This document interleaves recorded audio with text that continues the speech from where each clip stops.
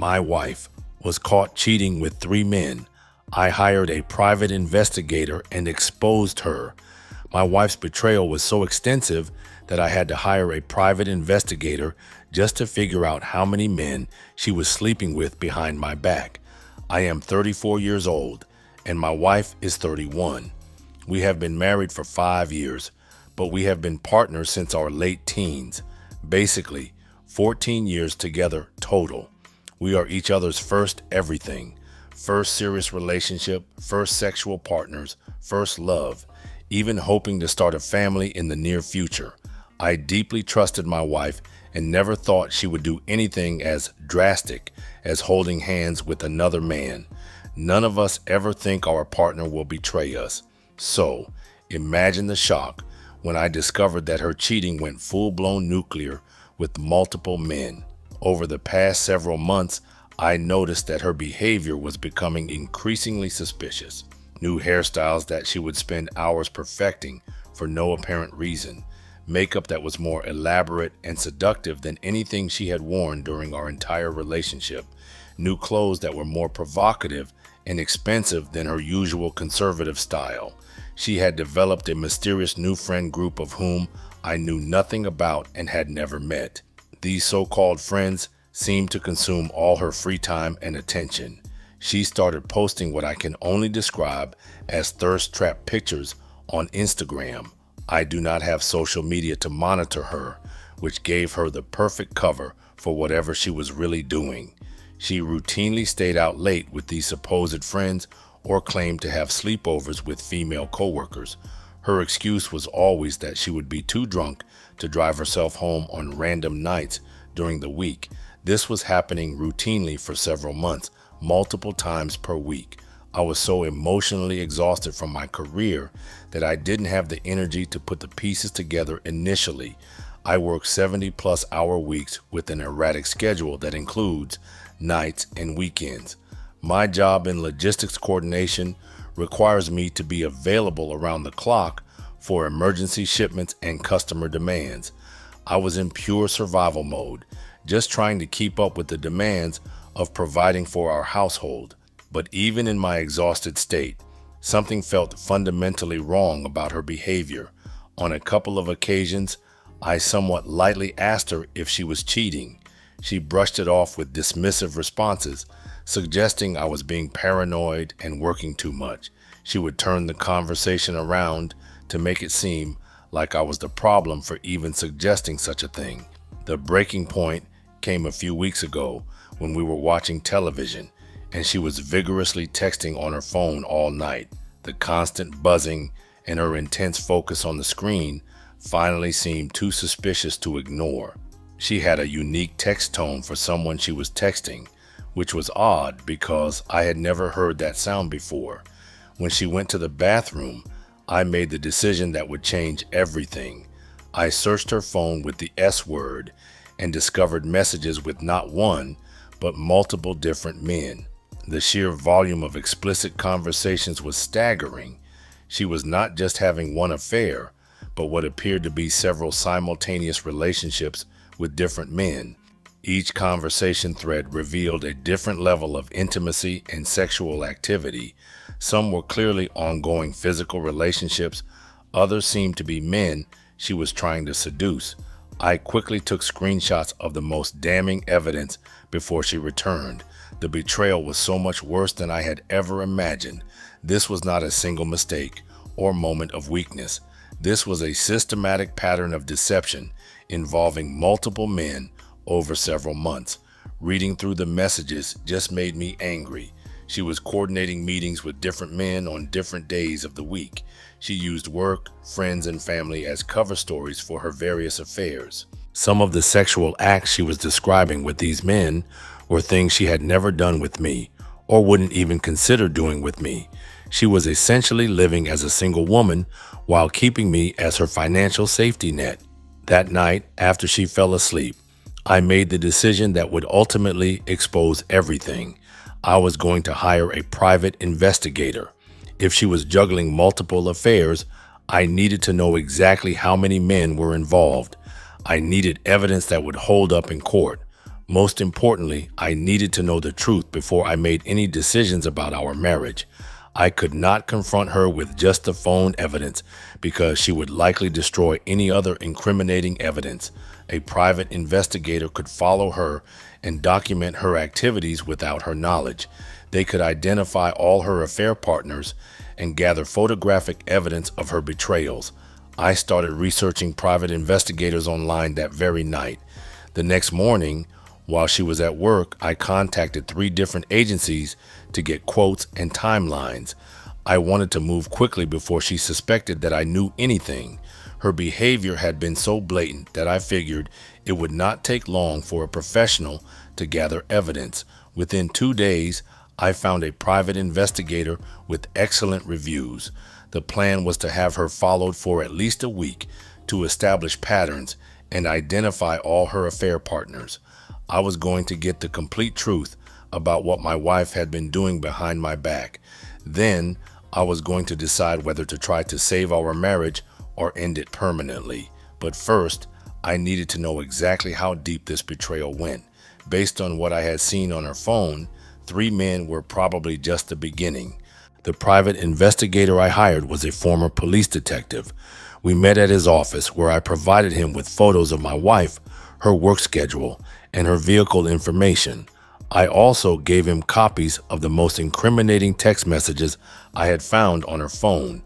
He studied the evidence and said that based on the volume and nature of the communications, this was clearly a well-established pattern of infidelity. The private investigator explained that most cheating spouses stick to predictable routines, which makes surveillance relatively straightforward. The challenge in my case would be keeping track of multiple affair partners and documenting each relationship separately. He recommended starting surveillance immediately while my wife was still unaware that I knew anything. The element of surprise would be crucial to gathering comprehensive evidence. The investigator began following my wife the very next morning. I went to work as usual, trying to maintain this facade that everything was normal at home. She kissed me goodbye and told me she would be working late that evening due to a special project. I now knew that working late was code for meeting one of her affair partners. The private investigator's first report came that afternoon by encrypted text message. My wife had indeed gone to work as scheduled, but she left the office at lunchtime and drove to a residential neighborhood. She met a man at his apartment and stayed for over 2 hours before returning to work. The private investigator had photographed the entire encounter, including images of them kissing in the parking lot. This was affair partner number 1, and it was only the first day of surveillance. The second day provided even more devastating evidence. My wife told me she was going out with her girlfriends after work for happy hour. Instead, the private investigator followed her to a different man's house, where she spent the entire evening. She did not return home until after midnight, and the private investigator had documented her entry and exit from this second location. When she came home, she spun an elaborate story about how much fun she had with her coworkers at the bar. Every word out of her mouth was a fucking lie. By the third day, the private investigator had identified the third man referenced in this nightmare. This affair partner was different from the other 2 because my wife met him during what she claimed was a work conference. The private investigator discovered that she had actually taken a personal day to spend it with this man at his place. The level of deception required to coordinate 3 separate affairs was staggering. She had to keep track of different schedules, different lies, and different personas for each relationship. The private investigator's detailed reports revealed the full scope of her betrayal. The main affair partner, who appeared to be her primary relationship, was someone she had been seeing for 3 to 4 months. According to the text messages, she had met up with him at least 15 to 20 times during this period. Sometimes she would stay overnight at his house and tell me she was with her female friends and they were doing sleepovers. The messages between them frequently used the word cuddle, as if they were a romantic couple. Grown-ups do not cuddle when they hang out unless they are in a serious relationship.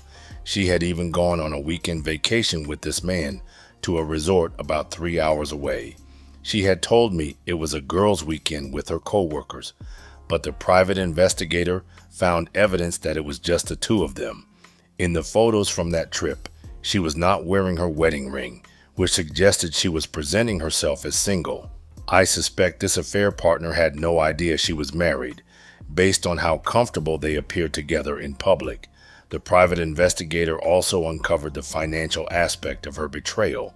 While I was working 70-plus-hour weeks and paying all of our household bills, she was spending her income on these affairs, expensive dinners, weekend trips, new clothes, and lingerie that I had never seen her wear at home.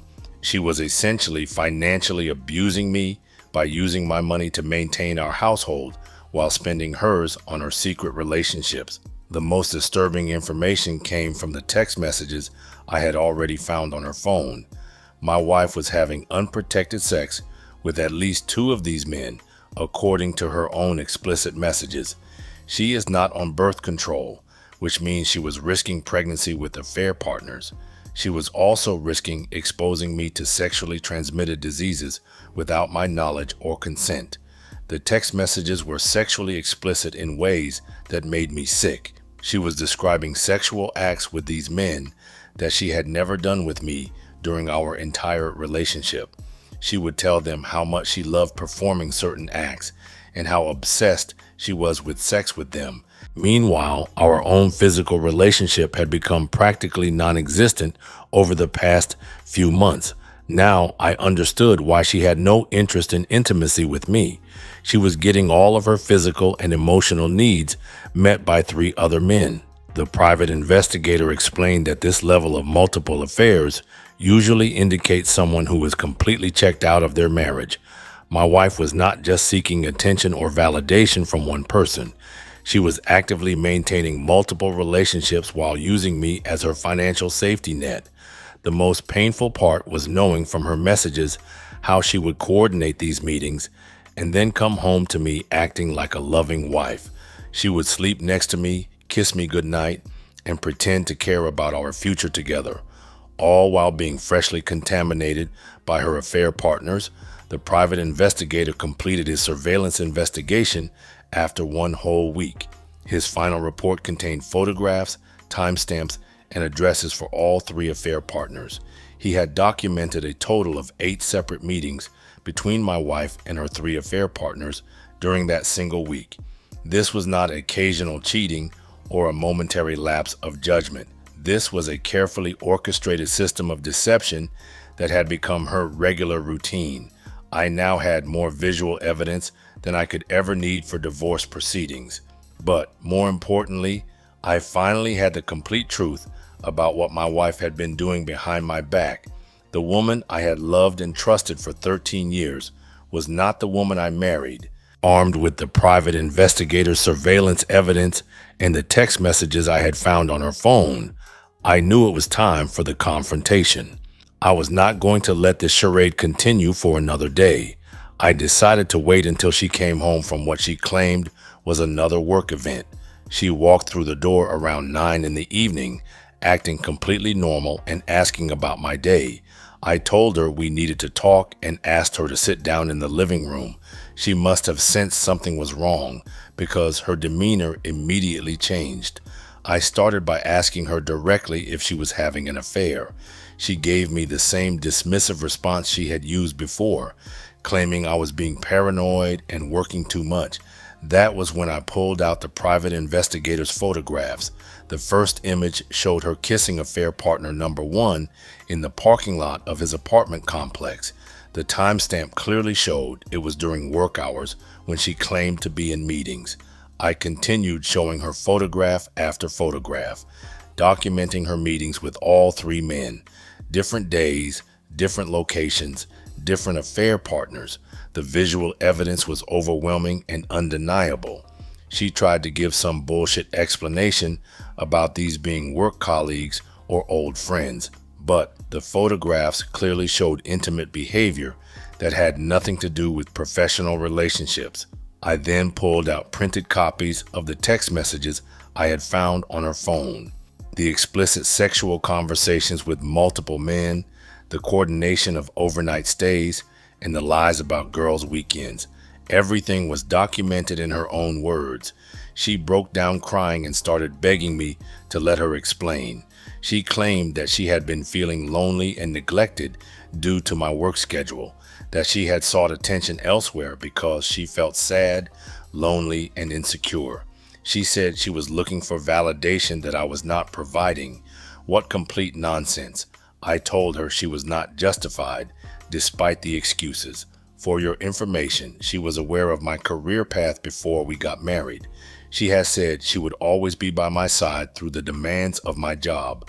All the years when her libido was affected by birth control, I never considered cheating once. I told her that her excuses were pathetic and that our marriage was over. I informed her that she needed to pack her things and leave immediately. Since our house was a rental, there was no complicated property division to worry about. She could take her personal belongings and find somewhere else to live. She begged and pleaded for me to reconsider, saying she would do anything to make the marriage work. She claimed that she loved me more than anything and could not live life without me. More lies and manipulation. In her text messages to her primary affair partner, she had told him she was falling for him and wanted a committed relationship. She had only been disappointed when he repeatedly told her he only wanted a casual relationship. If that affair partner had wanted a relationship with her, I think she would have left me entirely for him. She was only sorry because she had been caught, not because she genuinely felt remorse for her actions. I also informed her family about her actions, sparing only the most explicit details for the sake of decency. Her parents and siblings needed to know what kind of person she really was. She stayed with a friend that first night, but continued trying to contact me through calls and text messages. Every message was a variation of an apology, mixed with attempts to shift blame onto my work schedule. I ignored all of her communications. The betrayal was so extensive and calculated that there was no possibility of reconciliation. She had lied to me about her location, who she was with, and what she was doing for months. This was not a single mistake or moment of weakness. This was a systematic pattern of deception involving multiple men over an extended period. After a week of her desperate attempts to contact me, I made a decision that would give me the space I needed to heal. I was going to leave town and move closer to family. My current location held too many memories and reminders of the lies I had been living with. I took a leave of absence from work due to the emotional turmoil I was experiencing. My employer was understanding about the circumstances and granted me the time I needed. I packed my belongings and drove halfway across the country to where my family lived. Our lease was up anyway, and I had a month left on the lease, which was perfect. The distance between us would make it easier to maintain no contact and begin the healing process. I have not seen or spoken with my soon-to-be ex-wife since the day I kicked her out. We have barely communicated over text and only about practical matters related to the divorce. In our brief conversations, she continued to express her extreme regret. She claims to hate herself for how she hurt me and our marriage. She insists that her actions were horrendous and that she wants to do anything to make the marriage work. She says that she loves me more than anything and cannot live life without me. Again, complete garbage. When I called her out on her words and actions, she turned to gaslighting and victim blaming. She tried to make me feel responsible for her choices because of my work schedule. Given the extent of her infidelity and lying, I can never trust her or love her in the same way again. I am proceeding rapidly with divorce proceedings. What is especially difficult, since I am maintaining no contact, is not having closure on all the details. I crave answers about the who, what, when, where, why, and how of her betrayal. Although I doubt she would tell the whole truth anyway, I will most likely have to live with the incomplete picture and the consequences of her actions. She is a seriously damaged person and needs more therapy than she could ever afford at this point. and she is now free to sleep with whoever she wants and have wild, risky sex because she means nothing to me anymore. I would not touch her with a 10-foot pole. The past month of my life has been a living hell, and I have been at rock bottom with nowhere else to go but up. But I am thankful for whatever blessings I have in my life at the moment. I am surprised I was not institutionalized at some point during this ordeal, but now I am doing significantly better. I am doing all the right things for recovery: therapy, eating right, exercising, self-reflection, cutting vices, and peer support. The private investigator gave me the evidence I needed to end this marriage with certainty. Without his professional surveillance, I might have continued living with suspicions and partial truths. Now I know exactly what my wife was doing and can move forward with complete clarity about my decision to leave. 6 months later, the divorce has been finalized, and I can honestly say that hiring the private investigator was the best decision I made during this entire nightmare. Without his professional surveillance and photographic evidence, I might have been tempted to give my wife the benefit of the doubt. I might have fallen for her sob story about being lonely and seeking validation. However, the private investigator's evidence revealed the cold, hard truth about what she was really doing. This was not a woman who made a mistake or had a moment of weakness. This was someone who had been systematically deceiving me with multiple men for months. The divorce proceedings went smoothly because the evidence was so overwhelming. Her attorney basically advised her not to fight anything because the documentation was irrefutable. The private investigator's photographs, combined with the text message evidence I had gathered, painted a clear picture of extensive adultery. She could not claim it was a misunderstanding or that she was just friends with these men. The visual evidence of her kissing and embracing different affair partners on different days destroyed any possible defense. Since we did not have children or significant assets to divide, the legal process was relatively straightforward. She got to keep her personal belongings and her car. Most importantly, I got my freedom from someone who had been living a double life at my expense. The financial abuse aspect became clear during the divorce proceedings. While I had been working 70-plus-hour weeks and covering all of our household expenses, she had been spending her income on her affairs: expensive dinners, weekend trips, new clothes, and lingerie for her affair partners. She had essentially been using my hard work to subsidize her cheating lifestyle. The private investigator surveillance had documented her meeting these men at various places and their homes, places that we never went to together because she claimed we needed to save money.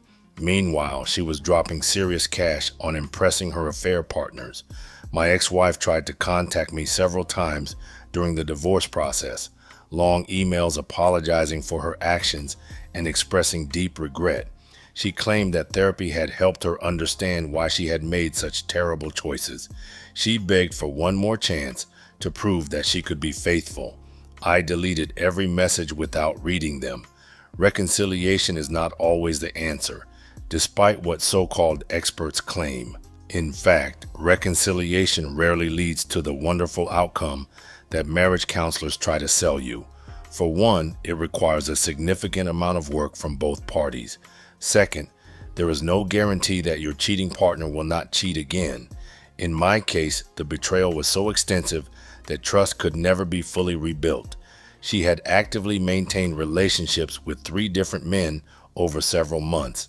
She had lied about her location, her activities, and her feelings daily. She had risked my health by having unprotected sex with multiple partners. She had financially abused me while playing the role of a loving wife. That level of deception and betrayal is not something that can be worked through in counseling. That is something you run from as fast as possible. The private investigator told me during our final meeting that this was one of the most extensive cases of multiple affairs he had ever documented. Most cheating spouses stick to one affair partner at a time, but my ex-wife was juggling 3 simultaneous relationships while maintaining her marriage. The logistical complexity alone demonstrated her commitment to her deception. She had to coordinate schedules, remember different lies, and maintain different personas for each relationship. This was not casual cheating or seeking attention. This was someone who was checked out and didn't care anymore about her marriage, but wanted to keep the financial benefits. 7 months of therapy, regular exercise, and focusing on my career have helped me heal from this experience. I am in a much better place mentally and emotionally than I was during those dark days of discovery. The anger and devastation have been replaced with clarity and determination to build a better life. Moving closer to family was the right decision because having a support system has been crucial to my recovery. I have returned to work in my new location with a renewed focus and appreciation for my professional success. The 70-hour work weeks that my ex-wife complained about are actually a source of pride and accomplishment. I am providing value and building something meaningful with my career. Meanwhile, she is free to pursue whatever relationship she wants without the burden of marriage. She can have all the wild, risky sex she desires with whoever will have her. She can continue posting thirst-trap pictures on social media and seeking validation from random men. She can live the single life she was already living, just without the financial support I was providing. I have no idea what happened to her 3 affair partners after our divorce. I assume most of them disappeared once the drama and complications became apparent. Men who are willing to sleep with married women rarely stick around when the situation becomes messy. My ex-wife likely realized that these men were not seeking serious relationships. They wanted the excitement and convenience of an affair, not the responsibility of an actual partnership. She gave up a 13-year relationship and a marriage for men who were using her for sex. Looking back, I am grateful that I discovered the truth when I did. The private investigator's investigation prevented me from wasting more years of my life on someone incapable of faithfulness. I could have continued working myself to exhaustion while she continued her multiple affairs. I could have remained oblivious while she risked my health and financial security. Instead, I have the opportunity to start over with complete knowledge of what happened. I know that I did everything I could to be a good husband and provider. I know that her betrayal was about her character, not about anything I did or did not do. I know that leaving was the right decision and that reconciliation would have been a mistake. Without that documentation, I might still be wondering if I had made the right choice. That sequence of events saved my life and gave me back my self-respect. Sometimes the best thing you can do when you discover betrayal is to gather the evidence, make your decision, and never look back.